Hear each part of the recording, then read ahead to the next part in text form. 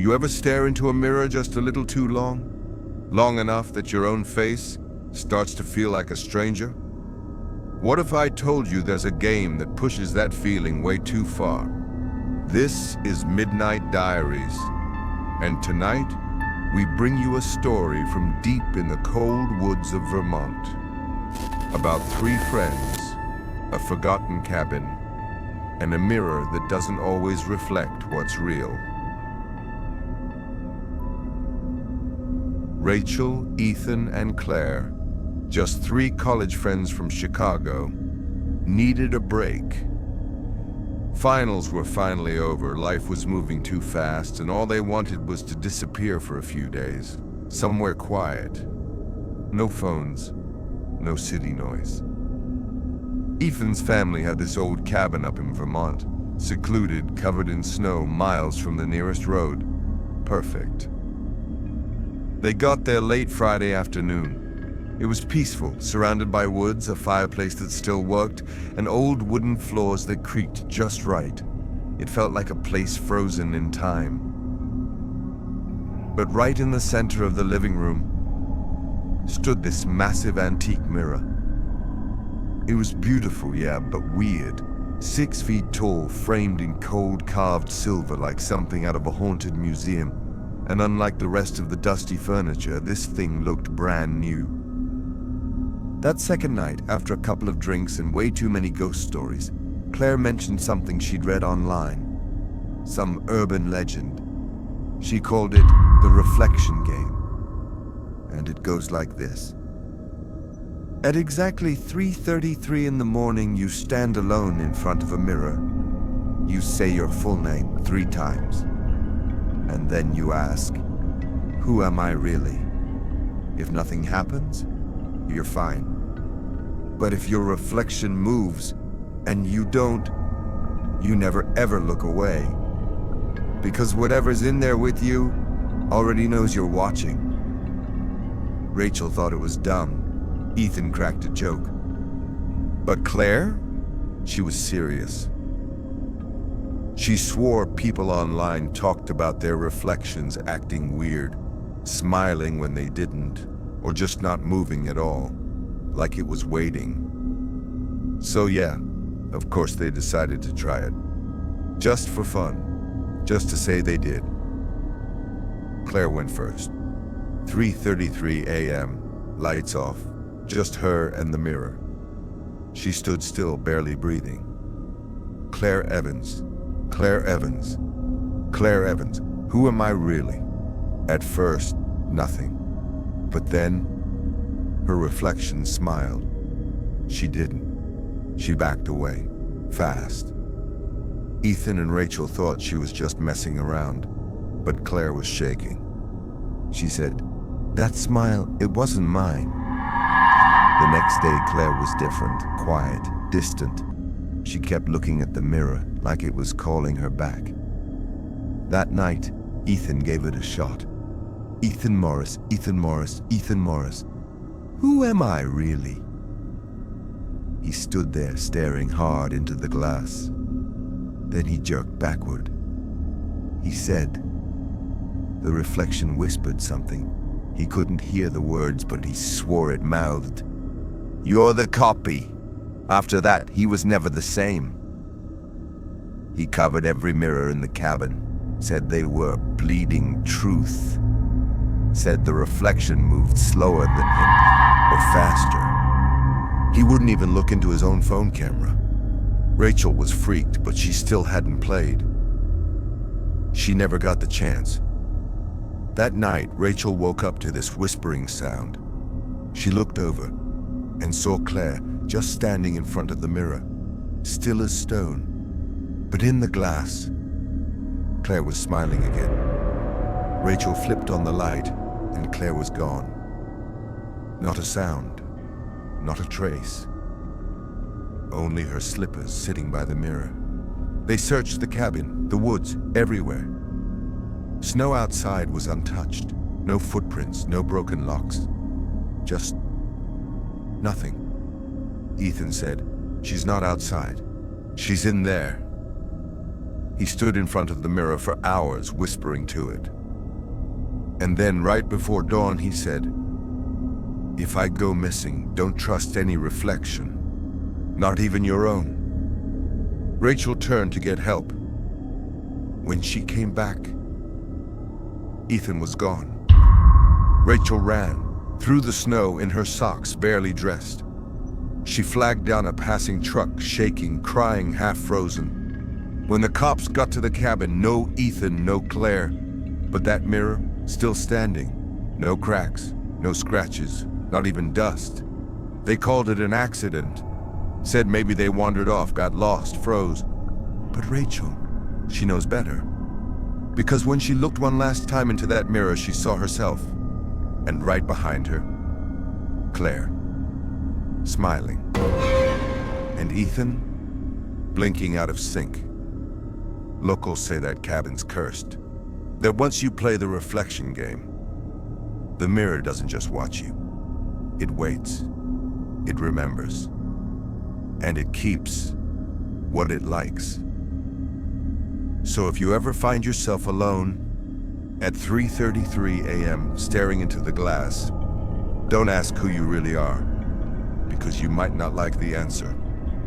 That was The Reflection Game, just one of many chilling tales from Midnight Diaries. If you're into real horror, strange disappearances, and the stories that never make the news, subscribe now.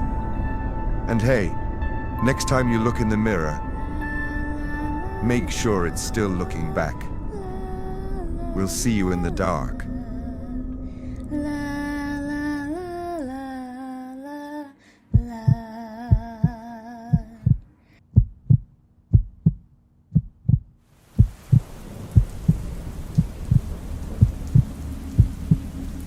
In a quiet suburban neighborhood in Sacramento, California, a woman rented the upstairs unit of a charming two-story home. Everything seemed normal until the noises started. And the truth was waiting right beneath her feet. This is Midnight Diaries. And tonight, we bring you a story about the dangers of ignoring what doesn't feel right. This is The Tenant Below, a locked door and a hidden truth. It was 2013. Amanda Collins, 27, had just moved out of her parents' home. She landed a teaching job in Sacramento and found the perfect rental. A cozy upper-level unit in an old Victorian-style duplex. Quiet street, tall trees, a big front porch. It was everything she wanted. The landlord, a man in his 60s named Mr. Hoffman, lived out of state.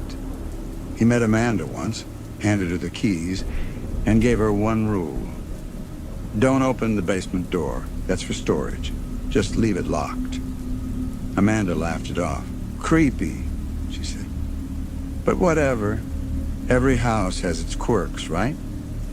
For the first few weeks, everything was great. Until the sound started. Late at night, usually around 2 or 3 a.m., Amanda began hearing faint thuds beneath her floor, like someone shifting furniture or walking slowly in heavy boots. She thought maybe the pipes were acting up, or maybe raccoons under the porch. But then one night, she heard something different. A cough. Low, raspy. Definitely human. She froze in bed. Someone was down there. She called Mr. Hoffman the next day. He calmly said no one was renting the downstairs unit. It was empty, had been for over a year. Needed repairs. But the noises continued. Footsteps, water running. She swore she heard a voice whisper something. She pressed her ear to the floor. Silence. Amanda told her friends. They laughed it off. Maybe it's a ghost, they joked. But Amanda didn't feel haunted. She felt watched. One evening, she came home and noticed something odd. The small rug at the top of the basement stairs was shifted. like someone had opened the door beneath it. The same door she was told never to open. Her heart raced. She bent down. The lock looked untouched. But something was off. She pressed her hand to the doorknob. It was warm. Amanda decided she was done waiting for answers. That night, while it stormed outside, she went online and bought a cheap audio recorder. She slipped it down the floor vent in the hallway, one that connected to the space below, and left it running overnight. The next morning, she played it back. For the first few minutes, nothing. Just creaks, pipes, wind. Then, a voice. A man's voice. Low, talking to himself, and rambling. She couldn't make out most of it, until this. She's nice. I think she's the one. I won't have to look anymore. Amanda dropped the recorder. She called the police. They arrived, checked the basement, forced the door open. What they found stunned everyone. The downstairs wasn't empty. It was being lived in. There was a mattress on the floor, cans of food, a hot plate, even a stack of notebooks full of Amanda's name, her daily routine, and drawings of her sleeping. There was a hole in the ceiling directly under Amanda's bedroom with a small stepladder beneath it. Whoever lived down there had been watching her for weeks, maybe longer. But here's the terrifying part. The man was gone. The back door was open. No fingerprints, no ID. He disappeared. Police questioned Mr. Hoffman. Turns out, he never came to meet Amanda. The landlord she met wasn't him. Someone had broken into the home before Amanda moved in. Posted a fake listing. Collected her first rent payment in cash. Then moved himself into the basement. Right beneath her. To this day, they don't know who he was. Or what would have happened if Amanda hadn't listened to her instincts. Sometimes the scariest part of a home isn't a ghost. It's the locks you trust. The walls you never check. And the idea that someone might be just a flaw, a vent, or a shadow away. What do you think happened to the man in the basement? Did he find another house to hide in?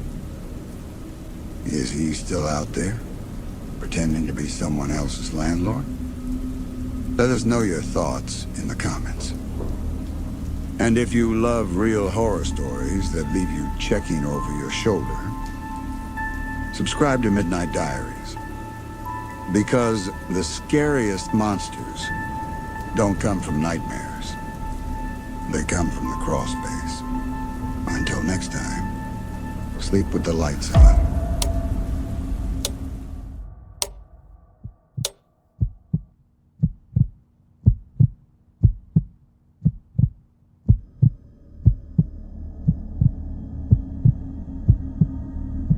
In 2008, in the quiet city of Fukuoka, Japan, a man named Tatsuro Saito lived alone, or so he thought.